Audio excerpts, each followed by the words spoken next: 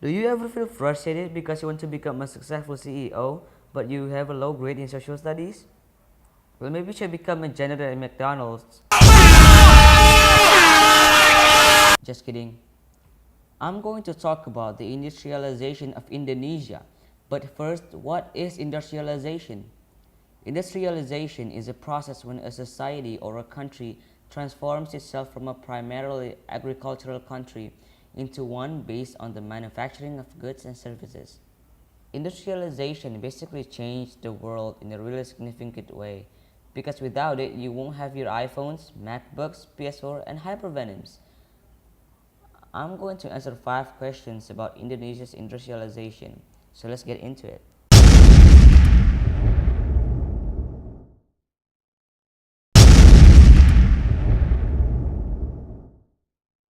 In the 1920s, all of the modern industries are owned by the Dutch before the independence in 1945 because the Dutch was colonizing Indonesia for 3.5 centuries. At that time, the native population of Indonesia are relying on agriculture such as paddy, sugar canes, and rubber. During the early 1960s, Indonesia has barely commenced the process of industrialization. Then, at the late 1960s, the country experienced a rapid economic growth, and from that time, Indonesia's economy was really dependent on manufacturing. The manufacturing rate was growing of up to 10% per annum and continues for 3 decades. But at 1997 to 1998, the growth experienced a recession because of the Asian financial crisis, and Indonesia's manufacturing growth dropped 20%. There was a period called Orde Baru or the New Order in the late 1960s, and at that time the president of Indonesia was Suharto. During this period, Indonesia's economy is rapidly growing because of industrialization, and there are a lot of factors that cause industrialization. And I will try to list a few of them. First, they have re-established the international currency system, which is currencies that are acceptable in almost every country in the world. This makes international exchanges and transactions easier. Second, the facilities that are only limited to the country's companies are reduced, and the government is pushing the growth of capitalism together with the Indonesian state-owned enterprise.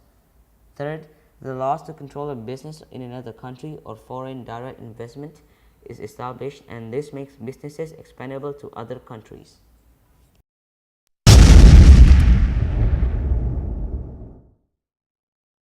Indonesia's GDP is $868.35 billion, and 45.5% of it comes from manufacturing, 40.3% from services, and 14.2% comes from agricultural activities. So the primary industry is decreasing while the secondary and tertiary industries are increasing. The main industries are petroleum and natural gas because there are massive amounts of oil and gas in Indonesia, and they're using it to create a lot of things such as textiles, apparels, and footwear. And then there is the automotive industry. Brands like Toyota mass produce most of their cars in Indonesia, and recently Toyota signed a contract with the President Joko Widodo to increase the production of their cars in Indonesia. This will increase the secondary employment sector. And then there is footwear and apparels. Indonesia also produces apparels and footwear for famous brands such as Nike and Adidas. Indonesia is suffering inflation in 2015 because the government has decided to increase the price of subsidized fuels while the global oil prices is collapsing.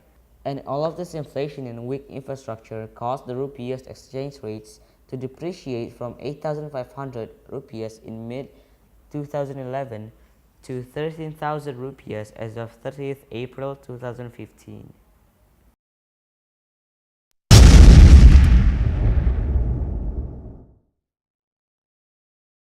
Indonesia's industrial sector makes up 45.5% of the country's GDP, and the biggest manufacturing sector is the non-oil gas industrial section. This makes up 23% of the country's GDP and is a growth of 6.83%. Examples of non-oil gas industrial are textile industries that are growing rapidly, and the domestic demand of electronics are growing 30% per annual. Although there is a potential that Indonesia's economy will move to the tertiary sector, the stats are showing that Indonesia is a country that really depends on industrialization, and hopefully the industrial sector will continue for at least 1 to 2 decades.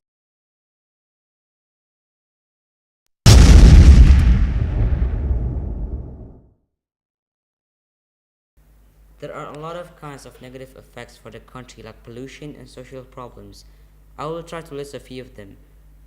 1. Urbanization rate is increasing because people from villages are trying to get jobs in the cities.